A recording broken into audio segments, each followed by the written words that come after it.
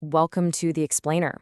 Today, we're going back in time to the years just before the First World War.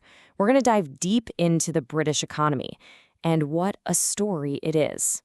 On the surface, you've got this global giant brimming with confidence, but just underneath, it's a nation trembling with tensions that are about to just erupt. So this was the dream, right?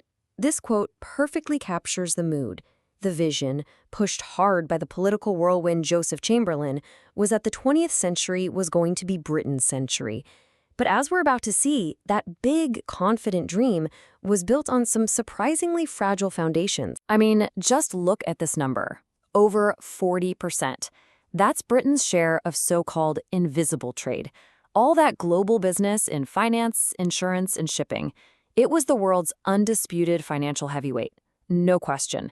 But was all that financial muscle just hiding a serious industrial weakness? Because yeah, underneath that confident surface, a massive battle was raging for the very soul of the British economy.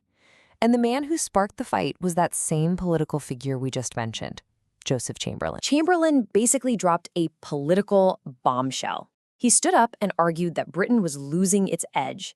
He said its biggest rivals, America and Germany, were not just catching up, they were overtaking Britain.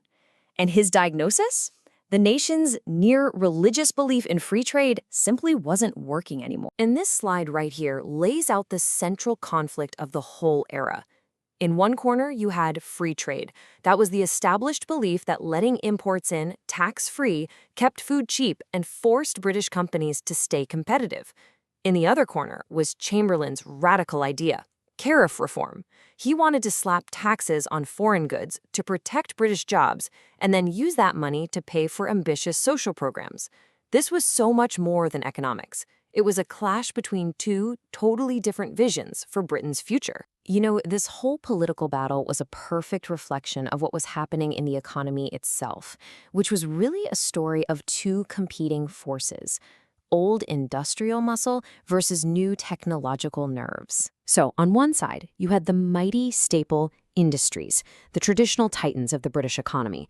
We're talking coal, steel, shipbuilding, textiles, all still exporting huge amounts of stuff across the globe. But there was another key part of this old guard: agriculture. You see, after decades of free trade, Britain was relying on cheap, imported food. Now, that was great for keeping prices low in the cities, but it meant that a lot of Britain's own farms were struggling badly, and that became a huge issue in the whole tariff reform debate. But here's the thing. There was a real problem. A lot of observers at the time saw these old industrial giants as, well, complacent. This quote here says it all. A foreign visitor described the British steel industry as having pessimism and a lack of courage. Ouch. The feeling was that they just weren't investing in the newer, more efficient methods that their rivals in America and Germany were all over. And the data really shows this stark contrast. The new industries, built on exciting tech like cars and electrical engineering, were growing at almost 4% a year. Meanwhile, the rest of manufacturing was only managing 2%. So the new stuff was expanding nearly twice as fast.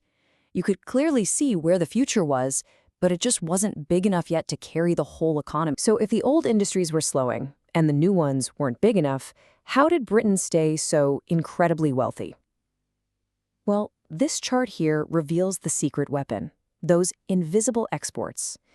Britain actually imported more physical goods than it exported, but it balanced the books, and then some, by being the world's banker, its insurer, and its shipping company.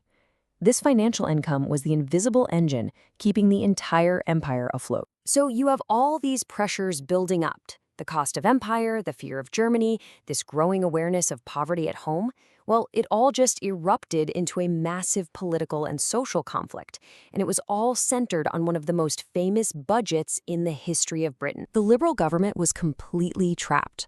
On one side, you had this insane naval arms race with Germany, with crowds chanting in the streets for more expensive battleships. On the other side, you had a new breed of politicians like Lloyd George and Churchill who wanted to declare war on poverty and create a whole new social safety net. The problem? Both of those things cost an absolute fortune. The Chancellor, David Lloyd George, came up with a pretty radical solution. He actually called his 1909 plan the People's Budget. And just listen to how he framed it. He said it was a war budget, but a war to be waged against poverty. It wasn't just a financial plan. He sold it as a moral crusade. So the budget went straight for the wealthiest people in the country. It jacked up inheritance taxes, it brought in a new super tax just for the super rich, and this was the most controversial part, it put new taxes on the value of land itself.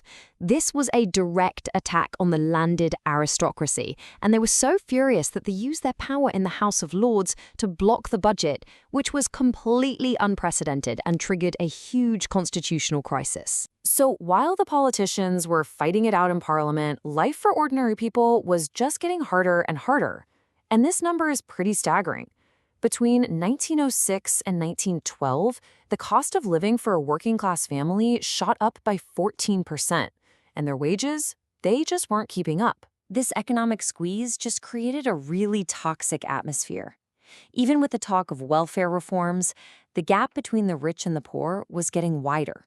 For millions of workers, it felt like the political system wasn't working for them anymore, and that the only option they had left was to take direct militant action. And what followed was this incredible wave of conflict that became known as the Great Unrest. I mean, look at this timeline. It's year after year of massive strikes that brought the country's most important industries to a total standstill. You have the coal fields, the railways, a million miners out on strike.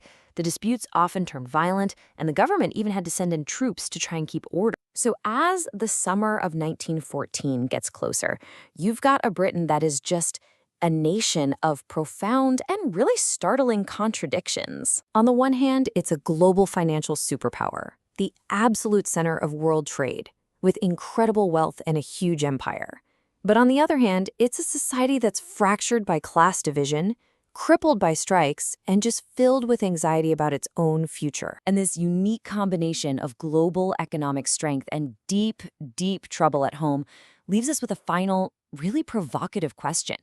As the guns of August 1914 loomed on the horizon, was this powerful yet divided nation uniquely resilient and ready for the storm, or was it uniquely vulnerable to the catastrophe that was about to unfold?